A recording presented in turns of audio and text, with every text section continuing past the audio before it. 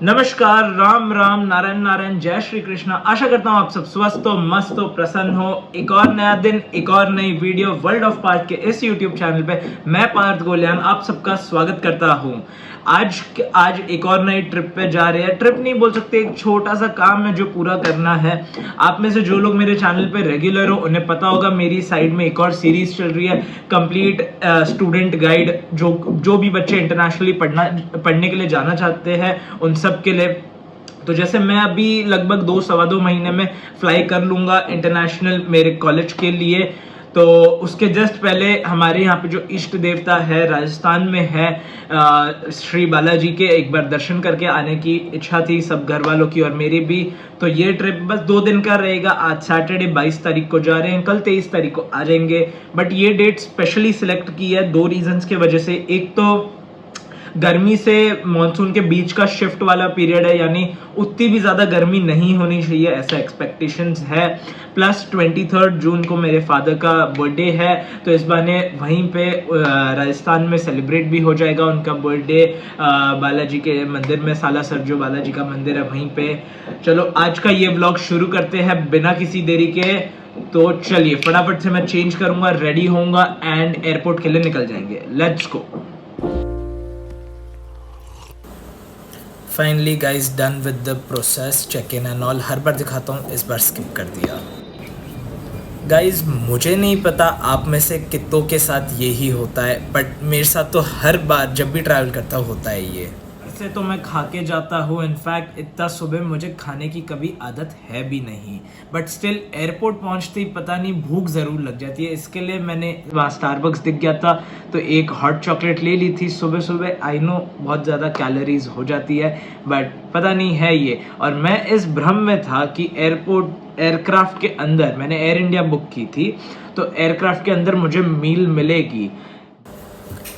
कुल मिला के इस ट्रिप पे काफ़ी बार मुझे सरप्राइज मिले। जैसे एयर इंडिया की फ़्लाइट ऑन टाइम हो गई, फिर मुझे पता चला एयर इंडिया नहीं है, एयर इंडिया एक्सप्रेस की फ़्लाइट है। इन दोनों में बहुत ज़्यादा फ़र्क होता है, ये पहले नहीं पता था, अब लेकिन अच्छे से पता है। तो गाइस एयर इंडिया और एयर इंडिया एक्सप्रेस है एक ही कंपनी की दोनों एयरप्लेन्स, बट फ़र्क इतना ही है जो एयर इंडिया एक्सप्रेस है उसमें सारी इकोनॉमी सीट्स है, यानी कोई बिजनेस क्लास या कोई फर्स्ट क्लास नहीं है। एंड दोनों एयरक्राफ्ट इंटरनेशनल भी जाते हैं एंड डोमेस्टिकली भी फ्लाई करते हैं। दोनों में फ़र्क क्या है? एयर इंडिया एक्सप्रेस और एयर इंडिया की टिकट्स में एयर इंडिया एक्सप्रेस की टिकट्स थोड़ी कम है। मतलब अगर आप लोगों को मील्स नहीं चाहिए तो आप एयर इंडिया एक्सप्रेस बुक करेंगे, अगर आपको आपके टिकट में ही मील इंक्लूडेड चाहिए तो आप एयर इंडिया में बुक करेंगे। आपको लेग रूम थोड़ा ज़्यादा चाहिए तो आप एयर इंडिया बुक करेंगे, और अगर लेग रूम आप छोटी हाइट है, आपको कुछ फर्क नहीं पड़ता लेग रूम से, तो आप एयर इंडिया एक्सप्रेस बुक कर लीजिए, काफ़ी अफोर्डेबल। इसका ये मतलब नहीं है कि इसमें पैंट्री सर्विस चलती नहीं है। एयरक्राफ्ट के अंदर सर्विंग्स हो रही है, but you can pay and you can take it. ऐसा नहीं कि जो स्टैंडर्ड एक मील मिलती थी एयर इंडिया के अंदर वो एक्सप्रेस में कंटिन्यू नहीं किया है। That's it. एयरक्राफ्ट मुझे पर्सनली थोड़े पुराने लगे, maybe I am wrong, या मे बी मेरा वाला एयरक्राफ्ट है वो पुराना होगा या थोड़ा मेंटेन नहीं था वो, बट बाकी सब गुड टू गो था। फास्ट था, ऑन टाइम टेक ऑफ हो गया, ऑन टाइम लैंडिंग कर दी, सब चीज़ ऑन टाइम किया। एक्सपेक्टेड नहीं था एयर इंडिया से, but still. I look at you and it's easy to see you are that someone I've been trying to meet.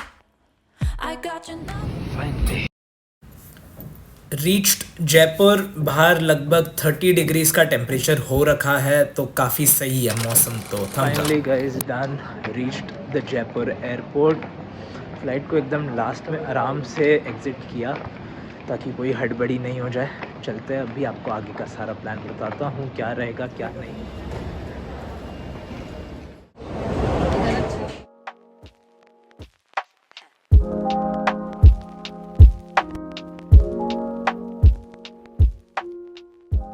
तो finally guys airport से निकल लिए, गाड़ी में बैठ गए, सारा सामान भी गाड़ी में फिट कर दिया और निकल गए। पिछले क्लिप आपने देखी तो गाड़ी में डीजल भरवा लिया है, अब जाएंगे नॉन स्टॉप। अब आगे का प्लान ऑफ एक्शन क्या क्या है वो बताता हूँ।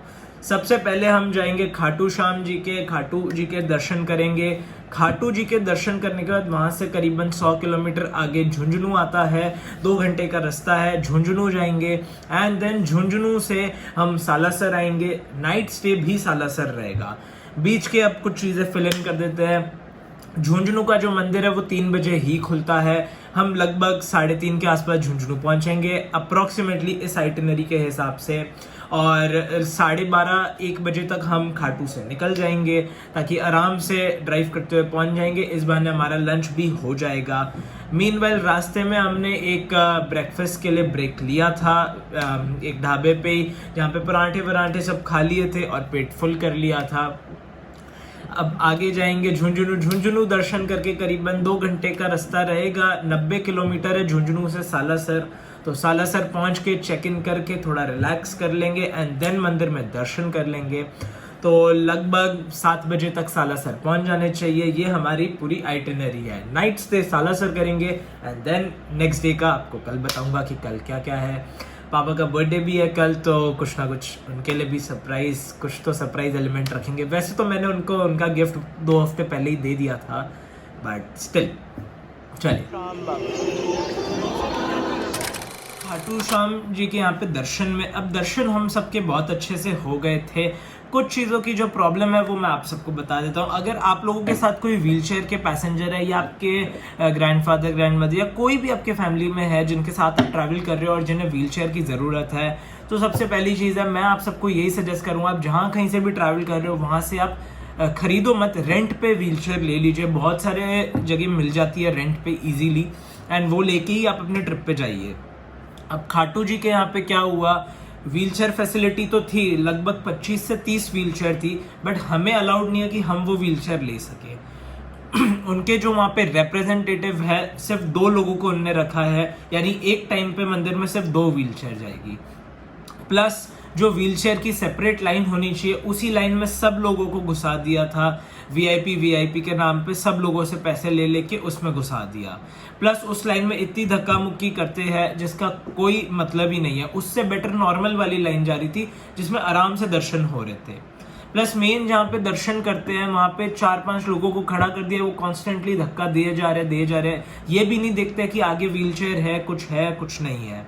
तो वहाँ पे भी थोड़ी सी तू मैं हो गई थी उनके साथ, बट ठीक है, बाकी दर्शन बहुत अच्छे से हो गए थे।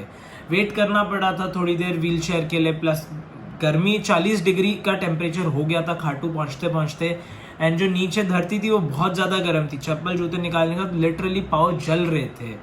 बस इतने नहीं जले कि छाले होने से बच गए, बस इतना बच गए, नहीं तो पूरी ट्रिप की बैंड बच जाती एमी।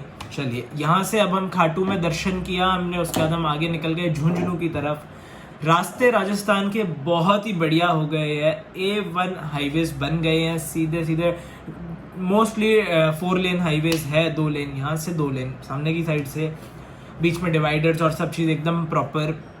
तो ट्रैवल में तो कोई दिक्कत है ही नहीं, but still drive safe guys. आप में से जो लोग जा रहे हैं मेरे ख्याल से 80 to 100 की स्पीड मोर देन इनफ रहती है। उससे ज़्यादा इंडियन रोड्स पे ना ही चलाए तो बेटर रहता है, क्योंकि नहीं पता सडनली कब क्या आ जाए, क्या हो जाए। इसके लिए चलिए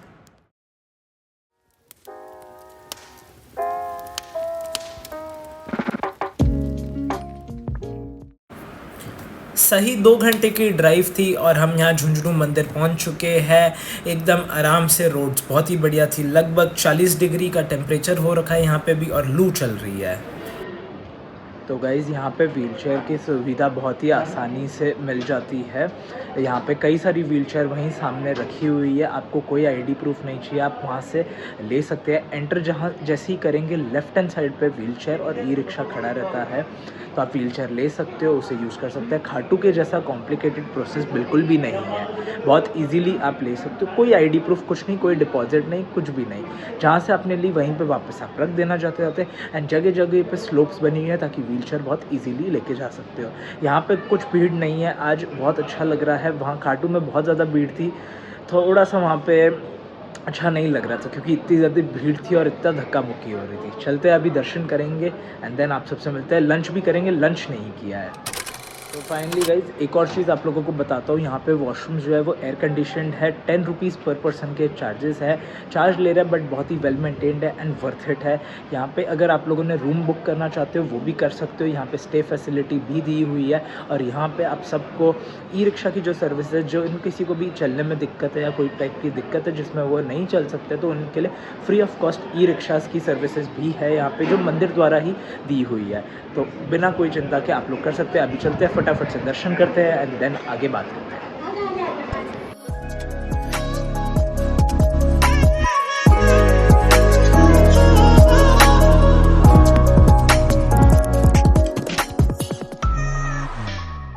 ये सामने यहाँ पे कैंटीन है, यहाँ पे आप सब खाना वगैरह कर सकते हो। काफ़ी सुंदर बना रखा है मंदिर।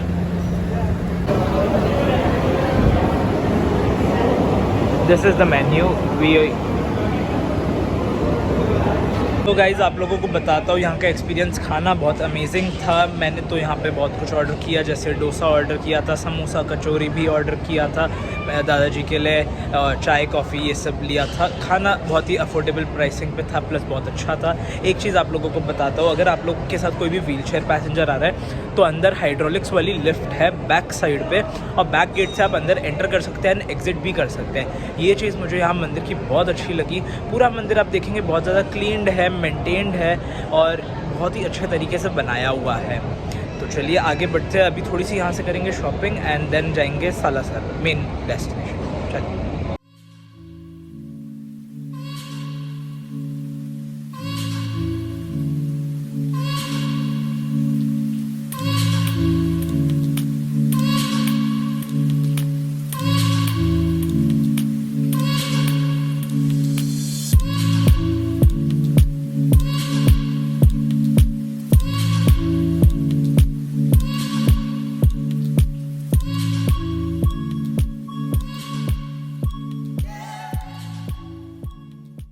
तो finally guys in time Salasar तो पहुंच गए हैं, बट ये व्लॉग काफ़ी बड़ा हो गया, इसके लिए इस व्लॉग को यहीं तक रखते हैं। अगले व्लॉग में यहाँ से कंटिन्यू करूंगा, आप लोगों को रूम टूर पूरा सालासर का भी, जहाँ जहाँ पे हम गए मंदिर में, और सब चीज़ें अच्छे से बताऊंगा। आशा करता हूँ ये वीडियो आप सबको अच्छा लगा होगा तो लाइक कर दो इस वीडियो को, चैनल को सब्सक्राइब कर दो, फ्री ऑफ कॉस्ट है। बेल आइकन को दबा देना ताकि जब भी मैं वीडियो डालूँ आप लोगों को सबसे पहले पता चल जाए। डिस्क्रिप्शन बॉक्स में मेरा इंस्टाग्राम का लिंक है, उस पर क्लिक करो, वहाँ मुझे फॉलो करो, DM करो, आपके जो सवाल है जितने भी है वो सब। मेरे YouTube चैनल पे बहुत सारी अभी नई सीरीज मैं शुरू करने वाला हूं, जैसे एक कंप्लीट स्टडी अब्रॉड की गाइड है। मैं फर्स्ट टाइम ट्रैवल करूंगा इंटरनेशनली अकेले, तो उसके रिगार्डिंग भी सारी डिटेल सब अच्छे से बताऊंगा, कैसा मेरा एक्सपीरियंस रहता है कैसा नहीं। स्टे ट्यून्ड एंड लाइक कर दो इस वीडियो को। मिलता हूं बहुत जल्दी एक और नए और फ्रेश वीडियो के साथ। तब तक के लिए अपना ध्यान रखिएगा और अपने परिवार का। मिलता हूं आप सबसे एक और नए और फ्रेश वीडियो के साथ। Bye bye.